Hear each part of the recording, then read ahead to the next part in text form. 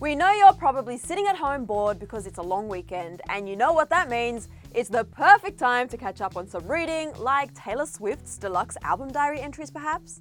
What is up, you guys? It's Sussan Mourad here with Clevver News, and if you bought all 4 deluxe editions of Taylor Swift's new album Lover like I did, you've probably had a lot of reading to do. And if you haven't, don't worry, that's why I'm here. Okay, so from reading through each version like at least 10 times now, I have a pretty extensive knowledge of some of Taylor's most personal thoughts from back when she was 13 years old up until now.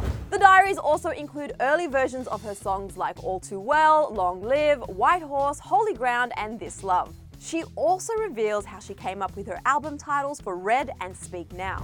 Taylor name drops other celebs like Lorde and Kanye West, and she talks a lot about her family and friends like her mum, her brother Austin, and her BFF Abigail. But something I noticed that she doesn't include in any entries is a specific name drop of any of her past love interests. I guess she assumes we all got the tea on them through her music over the years. But obviously there is a lot in these diary entries. So I decided to do you a favor in case you haven't been to Target to get yours, or in case they were all sold out like mine were, and then I had to go to 4 different Targets to get all versions. I know, no big deal. Anyway, I'm gonna go through each version and read you some of my favorite excerpts. First up, from version 1, Taylor talks about Red being nominated for Album of the Year at the Grammys back in January 2014. We obviously know now that she was totally snubbed, so it's really kind of hard to read her journal entry from that night. Taylor wrote, quote, "The Grammys are tomorrow. Never have I felt so good about our chances. Never have I wanted something as badly as I want to hear them say, Red is Album of the Year." Oh, I feel like I'm being crushed all over again with this one. But don't worry, not all entries are sad. A lot of them look back at really happy times, like when Taylor would drive around in the rain to antique stores with her mum. But one of my favorite happy entries is in version 2. Back in December of 2006, Taylor wrote about a happy yet still totally relatable time in her life. She said, quote, "Let's see, life is pretty good. I'm now obsessed with Law and Order, completely obsessed, and my album's about to go gold. Haven't kissed a boy in 209 days. Wow, I love this so much. Taylor was 17 when she wrote that entry, and that is literally the most relatable 17-year-old diary entry I've ever read. I feel like that was all of us at 17. Next up, in version 3, we got a look into Taylor's mind on what turned out to be one of the biggest nights of her life. Back in September of 2009, she wrote about that night's VMAs. And if you're a pop culture encyclopedia like I am, you remember what happened that night at the VMAs. Taylor wrote, quote, "If you had told me that Kanye West would have been the #1 focus of my week, the media, and my part in the VMAs, I would have looked at you cross-eyed.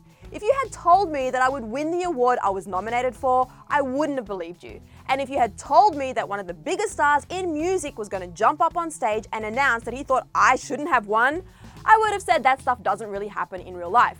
Well, apparently it does." Can we all just take that in for a moment? We know the actual roller coaster of events that followed that night. It's what led to Taylor's rivalry with Kim Kardashian and eventually her entire Reputation album. But this was just a pure 19-year-old's interpretation of what happened that night, and you can't help but feel for Taylor when you read this. And while that was a rough night for Taylor, things certainly got better. She wrote about the success of 1989 and how exciting it was coming up with the chorus to shake it off. But if you're a true Swiftie, I know what you really want to know is if she wrote anything about her boyfriend Joe Alwyn in these diaries. Well, you're in luck. Taylor has been very public about many of her past relationships, but she has intentionally kept her relationship with Joe very private. This diary entry is one of our first glimpses inside their relationship.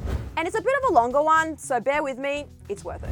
In January of 2017, Taylor wrote, quote, "I'm essentially based in London, hiding out trying to protect us from the nasty world that just wants to ruin things.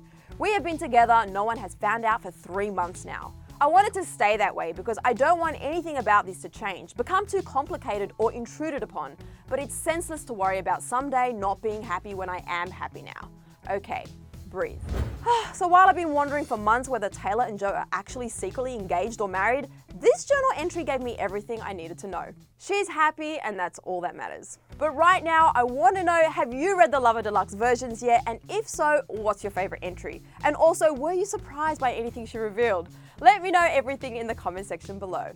And lovers, while you're down there making comments, let's make this relationship YouTube official and hit that subscribe button right there if you haven't done it before. Trust me, you're gonna love it, and hit the bell to be notified the second we post.